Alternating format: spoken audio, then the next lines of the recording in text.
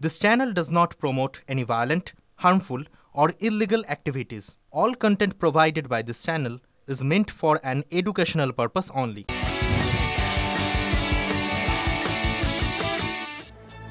আরজিকর কাণ্ডে তোলপাড় হচ্ছে গোটা দেশ, আর তার মধ্যেই নন্দীগ্রামের গোকুলনগরের মহিলাকে বিবস্ত্র করে মারধরের অভিযোগ উঠছে।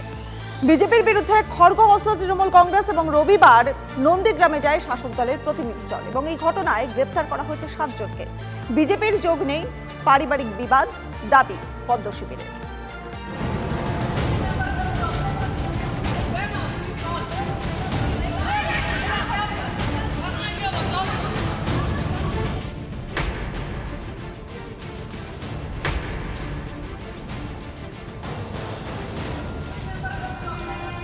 আক্রান্ত মহিলা নন্দীগ্রাম 1 নম্বর ব্লকে গোকুলনগরের 55 তলার বাসিন্দা। জানা গেছে পঞ্চায়েত নির্বাচনের আগে বিজেপি ছেড়ে তৃণমূলে যোগ দেয় পরিবার।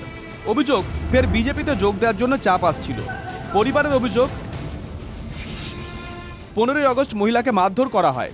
নন্দীগ্রাম থানায় লিখিত অভিযোগ দায়ের করেন নির্যাতিতা। 16ই আগস্ট ফের বাড়িতে চড়াও হয় দুষ্কৃতীরা। বিবস্ত্র করে মহিলাকে মারধর, নির্যাতনের অভিযোগ। রাতের অন্ধকারে 50-60 জন এসে আমার উপরে হামলা চালায়। আমাকে 5-6 জন ছেলে বলছে ও রেপ কেস করেছে, ওকে রেপ করে আজকে ছাড়বো বলে ন্যাংটা করে টানাটানি করে নিয়ে আসে আমার বাড়ির সামনে।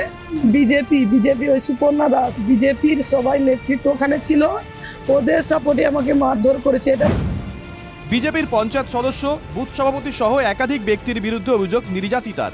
যদিও বিজেপির দাবি, দেখুন বিষয়টা সম্পূর্ণ পারিবারিক বিষয়, এখানে রাজনৈতিক কোনো যোগসাজশ নেই। রবিবার নন্দীগ্রামে পৌঁছয় তৃণমূলের 8 সদস্যের প্রতিনিধি দল। নন্দীগ্রাম হাসপাতালে নির্যাতিতার সঙ্গে দেখা করেন তারা। আরজিকর কাণ্ডে যখন তৃণমূল সরকারের বিরুদ্ধে সরব বিজেপি, তখন গোকুলনগরে নারী নির্যাতনের অভিযোগে কুণাল সায়নীদের তোপ।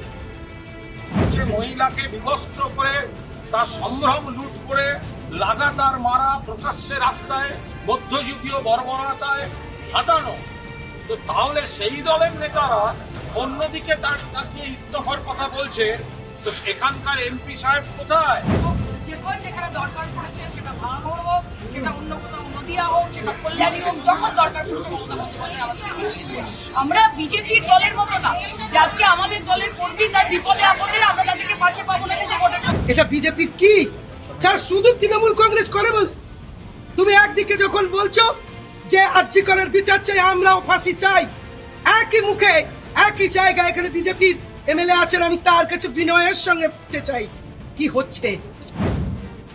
গোকুলনগরের ঘটনা তৃণমূল কংগ্রেস সরব, যদিও বিজেপি নেতৃত্ব বলছে।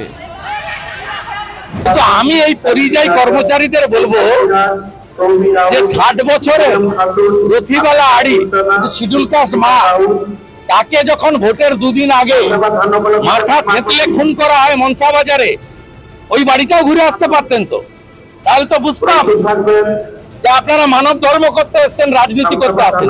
ইতিমধ্যে 5 জনকে ধরেছে, আমাদের কোনো আপত্তি নেই। ভয়াবহ যদি এটা হয়ে থাকে তাহলে তার যথাযথ আইনগত ব্যবস্থা নেওয়াটা অত্যন্ত জরুরি।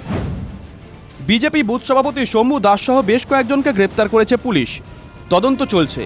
রবিবার চিকিৎসার জন্য নির্যাতিতাকে এসএসকেএম হাসপাতালে ভর্তি করা হয়েছে। কনিষ্ক মাইতির রিপোর্ট, TV9 বাংলা।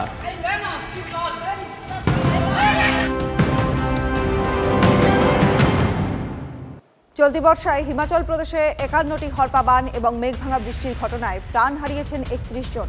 এখনও নিখোঁজ প্রায় 33 জন, জানিয়েছে হিমাচল প্রশাসন। লাহৌল এবং স্পিতি সব থেকে বেশি বিপর্যস্ত, জানিয়েছে প্রশাসন।